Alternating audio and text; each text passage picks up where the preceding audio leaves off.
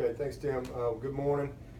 First of all, I just want to say I'm really proud of our team for being 2-0, and especially how they competed last week in a really hard-fought game against a very good team, a team that I think is going to have a great year and win a bunch of games.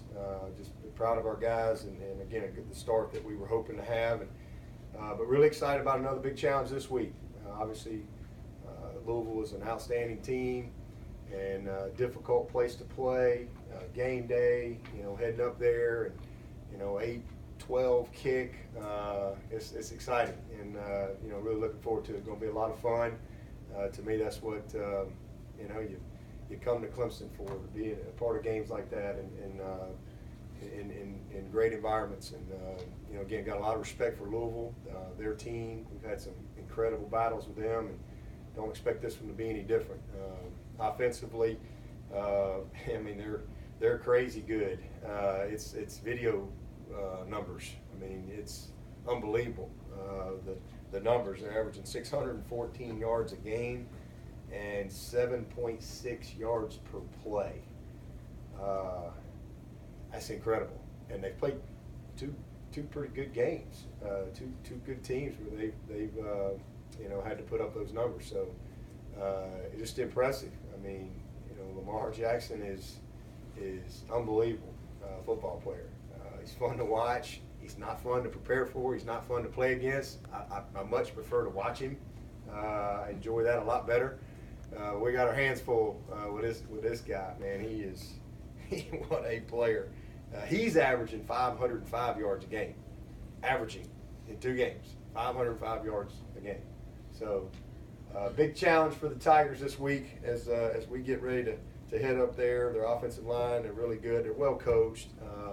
Coach Petrino does as good a job as anybody, he and his staff, in just play design and how they attack you.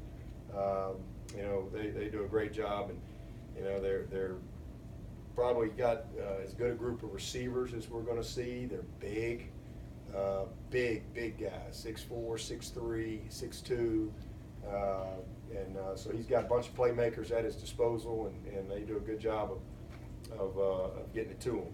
Defensively, the biggest thing that jumps out is all the guys back that have played a lot of football for them. I think they've got 12 or 13 guys that started at some point last year. I think 9 maybe full-time starters back off of last year's defense. It's a really good group. They're big and strong up front. They've got I know they got a corner at number 10 as a great football player. I don't know his status, but I know he got hurt. I don't know if he's back or not, but what a player. He's also their returner. They've got good quality people all across the board, and a new coordinator this year, so trying to really get a beat on who they are and how they're using their personnel similarly and differently from the previous staff there. But again, another big challenge for us going against a great defense, especially at their place. But again, we're looking forward to it.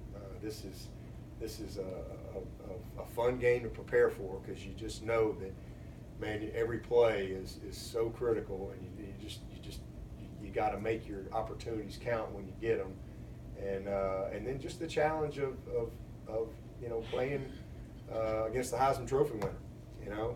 I think that's something that you get excited about, because you want to play the best, and what they've done offensively is pretty special to see. So I look forward to seeing how we match up, how we do under the bright lights Saturday night, game day, all that stuff. And it's a division game.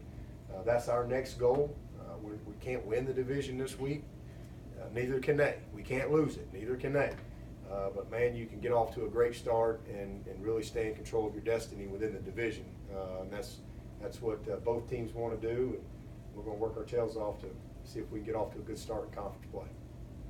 Coach, even though you won the game last season, do you get the sense from the guys on defense, at least the ones that played, that they kind of want to avenge how many yards you give up in the second half? Yeah, well, we had 5 turnovers in that game. I don't know if y'all remember that. I certainly do. I think we had 3 of them inside the 10-yard line going in to score. keep giving that ball to that guy, you're in trouble. And that's exactly what happened last year. You know, we played really good in the first half, but we just, again, 5 turnovers, and found a way to win. I think we were on the field maybe 100+ snaps. Our defense just, got a little tired. It's a lot of snaps, but give them credit. I mean, he was unbelievable. I mean, the guy made a lot of football plays, and he makes a lot of people look bad. But the key thing is you want to minimize his opportunities, and we didn't do a good job of that last year. And we didn't maximize our opportunities. Like I said, 3 turnovers inside the 10-yard line where we got no points, and now you keep giving them the ball, and that guy's just too good. So we hope that we can play better, but hopefully we can do a little better job of taking care of the ball and maximizing our opportunities when they present themselves, and then hopefully create some turnovers for the good guys. In preparing for Lamar Jackson, how helpful is it that the defensive players have played him before, you've played him last year, as opposed to going in kind of blind last year? Yeah, well, I think it's helpful when you have experience. Always, when you got some personal experience to draw on, and whatever it is, I think it helps you visualize a little bit more what to expect. So, I think to see it on tape, to see it on TV, and then to see it live and in person is a different experience. And so we've got a lot of guys that played against him last year. And our guys got nothing but respect for him. I mean, they know what a competitor he is. But we got a bunch of great competitors too, and they know it's a great challenge, and but that's what you want. Be a part of challenges like that and see how you do. Bobby Petrino said that he wanted to make Lamar more of a pro-style passer to get him ready for the league. Do you see a difference in him so far this year and his accuracy?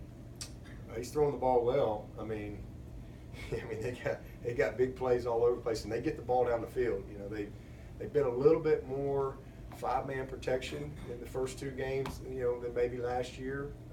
Last year they were a little bit more max protection. This year they've been a little bit more, some hot releases with their backs. They throw the ball to the back a ton, and I think that's where he's done a really good job. Is where he sat in the pocket and he's checking the ball down. They're getting that back out hot into the flats through the line. Flare routes, and he's been very accurate, and everybody's so geared up because he can push the ball down the field so well. They've given up a lot of things underneath, and so to me, that's the biggest thing. Is he's not making many mistakes, and he's just taking advantage of what's there, and then he's still Lamar. I mean, you're never gonna take away his creativity and his feet that the good Lord's blessed him with. I mean, you're in great position, but you still got to make the tackle. And next thing you know, he avoids the tackle, because sometimes a defensive guy will beat an offensive lineman or whatever, and so he's not going to stand there and get sacked. And he's going to use his gift, and he's able now to create. And so, now you got to cover really good players a long time, or you get anxious and you come out of coverage, and he can throw on the run as good as anybody. So he just looks like a very confident, complete player to me this year. Whereas last year, he's a little bigger this year too. He looks bigger and stronger. And I think last year he was just in the midst of going through his first season, as really being the guy. And now, that's kind of all behind him, and he's just matured. He's got complete command of what they're asking him to do.